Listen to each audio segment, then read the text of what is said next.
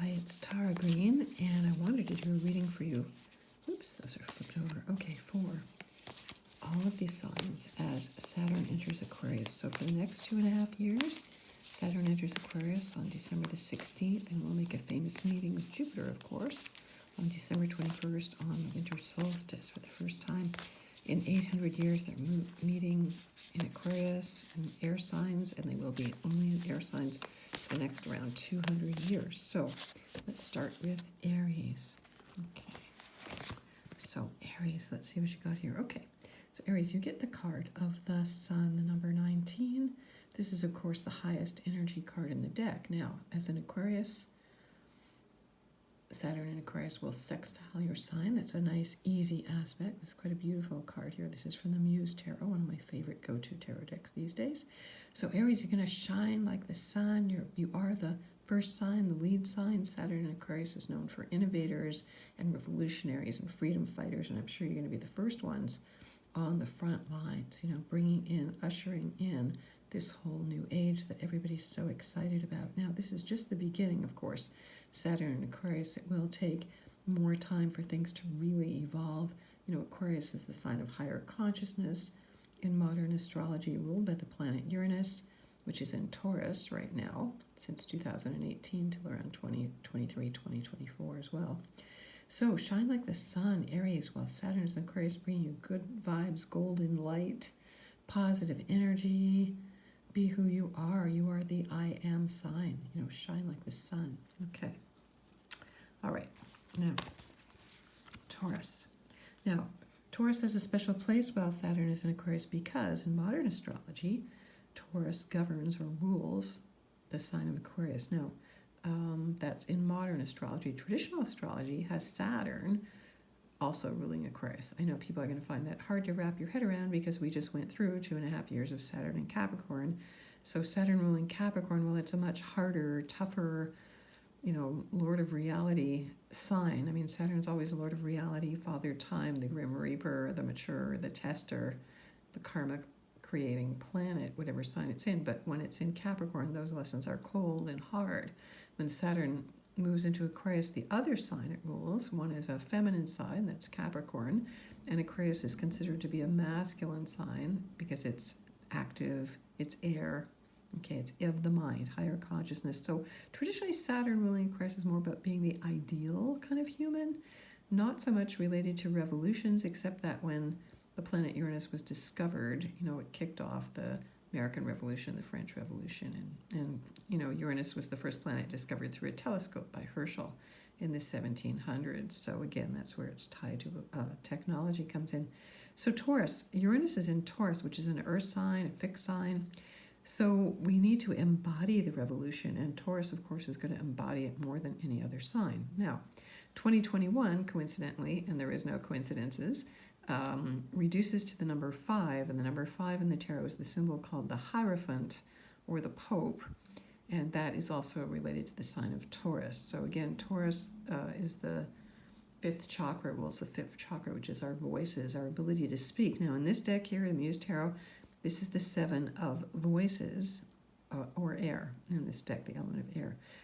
It's a very foxy little image here. So Taurus people that are stubborn and resistant and sensuous and like their hands on material things, they're lazy, they're indulgent, they're here to enjoy life, like as if they're in the Garden of Eden still. So they want to make a lot of money and, slather themselves in chocolate and jewels and all that. And so, but we need to use our voices. That's what this card is really alluding to as well as that symbol number 5 in Taurus, the 5th chakra, opening our voices and speaking our truth. Okay, we've got 7 voices here. And of course, the number 7 also relates to the chakras. So interesting, the upside down world here of the foxes, the bridge of the foxes, the foxy ladies, the foxes in reflections, lots to think about here. And 2 mountains, the twin mountains, which are always the twin peaks, sacred mountains, like up in Flagstaff, Arizona, where the planet Pluto was discovered in 1930, by the way. So the more you look at these cards, the more things they allude to. So really, I would just zoom right in on, what's at the end of the midnight sun there, whatever that is on the other side. the Golden Gate Bridge or the Land of Oz or whatever that enchanted land is that's beckoning you, Taurus. So to use all of your voices, all of your chakras, all of your wit and wiles while Saturn is in Aquarius. Okay. Now, Gemini. Okay, so Gemini, you get the number 13 here, which is the symbol of death. Now, this is a very beautiful, very unique, all of these cards are extremely unique. There's the moth there. Now, the moth is a very sacred image, you know, like a moth to a flame. So the moth represents the kind of human personality, and the flame is the fire of spirit. Okay, now there's also these two beautiful, kind of agonized, kind of in there cocoons. There's a lot of webby energy here, and almost like DNA, and it's a dream, it's a nightmare, it's, you know, who's dreaming who's dead and who's alive. You know, there's those mirror images there. So it's a very interesting, extremely powerful, very trippy card of death. So Geminis, the North Node is in Gemini, by the way. So when Saturn is in Aquarius, it will trine, which is a good positive aspect to Gemini, okay? Like all air signs, Libra included. So you're going to have to die to your ego, Geminis, which is a good thing. That's what the death and the rebirth and the transformation is all about. It's not literal death.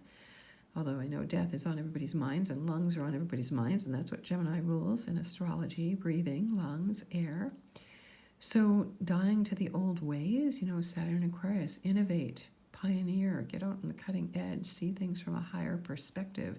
So this can be an extremely spiritual year for you, Geminis, to really think higher, to really think outside the box, to break free of a lot of old things that are limiting you and sort of literally consciously killing off. That's not serving your higher purposes. Okay, Gemini, the death card. Okay, now, Cancer. Okay, so Cancers. You get the card called the Three of Inspiration in this deck, and in this deck, inspiration is fire. Okay, like what inspires us. Fire, light. So, Saturn and Aquarius for Cancer, you're in an inconjunct or 150-degree aspect away, which means it might be a little difficult for you to deal with. Aquarius kind of detachment, you know, Cancers, you were so emotional, so feeling, so huggy, so needy, so needing to nurture, so happy to be with your family and your home, and you like to mom everybody. So Saturn and Aquarius is very scientific and cold. It's good for people who are like surgeons, you know, who have to not be involved emotionally. So you might find this a bit of a chilly run here. So you need to find ways to stay inspired. Now, interestingly, there's the symbol of the dominoes here, falling over, but the dominoes are also a path. So you may find it a little bit difficult or confusing to go through the doorway into this new possibility that Saturn and Aquarius brings you. But, you know, once you get going, you know how the dominoes fall. One thing just falls easily after another. So what inspires you, Cancers? You know, it's going to be much lighter for you. Of course, you've all been under this very heavy Saturn opposition since 2018, so you should be feeling quite free. And Saturn, even though it's traditionally what locks you down, will free you up here. So Cancers, maybe it's time to play games. You know, dominoes is a game. All these games are having a comeback. Chess. Maybe you need to play a game of chance or play dominoes. It's a bit of a strategic game like they all are as well. And one thing will lead to another. Okay. All right, Cancers. Okay, now, Leo. Okay, so Leo, you get the card of the moon here, the number 18.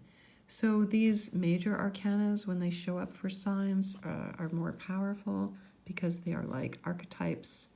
You know, they are initiators. They make us move. So Leo, the moon, you know, you are ruled by the sun, Leo. And of course, Saturn will be opposite your sign. So, you know, polarities, you know, that you're ruled by the sun. This is the moon, already indicating that sense of polarization or being pulled in two different directions at once. So the moon, traditionally in this deck, the moon is Pisces energy. It is the dark side of the moon. It's about going into the unconscious, into the unknown, into the dream world, listening to our intuitions, not our will. It's much more receptive and passive and allowing your imagination to take flight. It can also be dealing with a lot of fears because in general, the age of Aquarius means that the age of the kings and the queens is over. that there is not going to be any more hierarchy, no royals, no top-down economics, nobody with the big power, the 1% that controls the little people. It's the little people who are going to equalize the power. Okay, and that's going to happen over time. So Leos, you're going to have to get used to, maybe that's your greatest fear. How can I deal with this? If your ego's invested with being numero uno, then it's going to be hard for you. You're going to feel lost. And hidden and unknown, or maybe want to hide away. But Leos, you can learn to share the power. That's what it's all about. It's always good when leaders learn how to take their power and share it, and that's what I would really recommend you start thinking about. Okay, so Virgos. Okay, so Virgo, you're an earth sign. You get here the 8 of materials. So the materials in this deck is matter, it's earth, so the elements here are lined up very nicely together. So the 8s are like the sign of infinity when you turn them on their side. So you're at a nexus point, it's the infinity point. So Virgos, again, Aquarius is in a 150-degree aspect to you in conjunct. So this might be, again, a little bit difficult for you to figure out, how do I work with this Aquarian energy? It is an intellectual sign like Virgo. Virgo's ruled by Mercury, and even though it's an earth sign, and Saturn Aquarius is earth and air. So, in some ways it may take you a little time, but Virgos are very creative, and they learn how to repurpose and make new things and be very inventive. So, it may be very fruitful for you. This is very beautiful, kind of a positive image. The woman here, roses are always the symbol of matter in this deck. So there's 8 possibilities for you, Virgo. You could go in all the directions. 8 is the number of all the sacred directions, actually. So you could go in all different directions at once. It could be very creative for you. There could be lots of new partnerships and organizations and things like that you want to deal with. So I would say that this is a very positive image for you. Okay, so you getting the 8 of materials. Okay, now, Libra. Okay, so Libra. You get the number 9 here. That's the Hermit in the Muse Tarot. So you need to take time to be alone, which of course in most ways is the antithesis of what Libra is all about. Now Saturn in Aquarius will also trine you as an air sign. So again, of course you're going to have to meet all your people online. That's a given. We've all been forced to go virtual, and so for Libras, that could still be fine for you, but you may still be feeling kind of alone or needing to spend time alone in nature, which would be good for you. And do a lot of thinking and really learn to trust yourself and rely on yourself and your own inner wisdom a bit more. Okay, so again, the trine is a good aspect. You may be physically alone, but not virtually alone, because you can always connect to everybody. And for someone like a Libra who really loves to connect socially, it's actually a good thing. Okay, so the number 9 is very practical energy. It is like Virgo energy. That's why you may have to watch your diet. You may want to put finishing touches on your work. The number 9 is always about completion, perfection, maybe really working on your inner self a lot more so that you can get ready to have that ideal partnership that you really, really want. So Libras need to be a hermit for a while. Okay, so Scorpio, you get the card here of the Knight of Emotions. So the Knights are the masculine energy of water here. So the Knight of Emotions is a kind of a mastering your feelings. So Scorpio, mastering your emotions is really what you need to do. You're good at that. It's about really going deeper into your emotions, I would say. Aquarius is also a fixed sign, so there may be some, excuse me, Aquarius wants to share power, and Scorpio generally wants to control it. So again, this might be a bit of a confrontation for you to figure out, how do I learn to command my emotions but go with the flow. There's a school of fish there and behind, and then the Fibonacci spiral there. So needing to be very inventive and pioneering and adventurous and go deeper into your emotions and change how you're working with your emotions and learn to work in partnerships in a new way. So it's really like coming up out of some deep unconscious state for you, but I feel like that would be good. Okay, so Sagittarius,